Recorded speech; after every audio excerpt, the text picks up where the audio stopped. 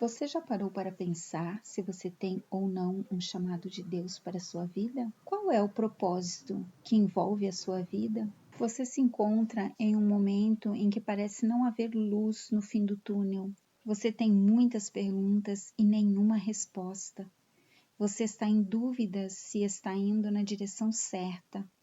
Você não sabe ou não tem certeza do chamado de Deus para a sua vida. Neste estudo abordaremos à luz da palavra de Deus, o que engloba a vida de um escolhido de Deus, o que um escolhido de Deus enfrentará para que o seu propósito seja cumprido, qual é o posicionamento esperado de um escolhido de Deus. Muitas vezes nos encontramos em lugares desconfortáveis, indesejáveis e até mesmo improváveis. Lugares onde não temos a menor perspectiva do que poderá acontecer. Se você se encontra nesse lugar, não temas, simplesmente confie, pois você está exatamente onde Deus quer que você esteja nesse momento. Nada é por acaso e nada será em vão. Tudo tem um propósito. Aprenda a ler as entrelinhas. A Bíblia nos fala de alguns personagens aos quais o anjo do Senhor os alcançou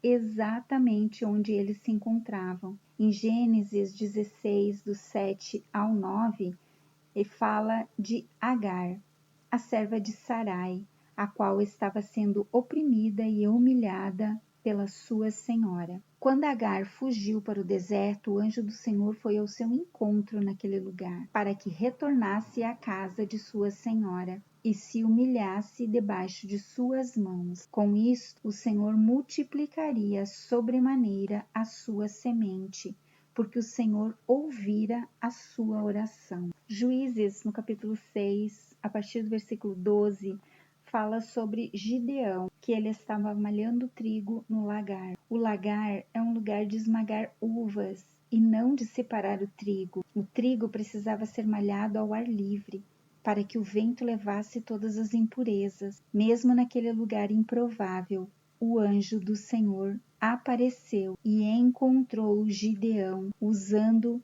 de uma estratégia inusitada para salvar pelo menos uma parte da colheita do ataque dos midianitas.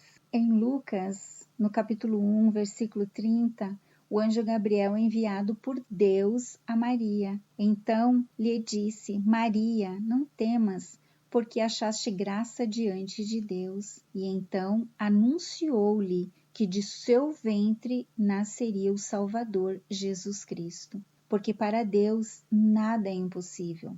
Lucas 1:37. Então o anjo Gabriel falou a Maria que sua prima Isabel também teria um filho em sua velhice e já estava com 6 meses de gravidez. Se você acha que a sua vida tem sido muito monótona, sem perspectiva, sem futuro, sem rumo, e que Deus não está te enxergando, lembre-se desses 3 personagens aos quais Deus enviou o seu anjo onde eles estavam para demonstrar o quanto eles eram importantes e amados pelo Pai, dando uma palavra, uma direção e um futuro. Nessas 3 histórias, percebemos que o anjo do Senhor sempre nos encontrará em um lugar onde ninguém espera. O anjo do Senhor nos encontra sempre em lugares improváveis e isolados. A Bíblia fala que muitos foram chamados e poucos foram escolhidos. Vamos entender esse versículo. Todos nós fomos chamados para cumprirmos com o propósito de Deus para nossas vidas. Porém, nem todos irão desejar correr atrás do cumprimento do propósito. Os escolhidos são aqueles que se posicionarão diante de seu propósito, não importando o preço que eles terão que pagar. Quem decidir fazer cumprir o chamado de Deus em sua vida encontrará muitas pedras no caminho, muitos obstáculos, muita resistência, muitas circunstâncias que tentam impedir o cumprimento da promessa. Contudo, mesmo em meio a tantas adversidades e bloqueios, quem é escolhido pode até desejar desistir ou até mesmo tentar desistir, porém nunca conseguirá desistir do cumprimento da promessa. É algo muito mais forte e superior a ele que o impele a prosseguir, mesmo que as circunstâncias mostrem que ele precisa desistir, pois tudo que os seus olhos enxergam são dificuldades e impossibilidades. O escolhido tem uma certeza gigantesca de que precisa prosseguir. Ele não volta atrás em suas decisões e não troca o chamado dele por nada nesse mundo. Com tudo isso, o escolhido precisa aprender a ler os sinais, as placas levantadas pelo caminho e entender que a vida é feita de fases, de ciclos, de estações e de níveis.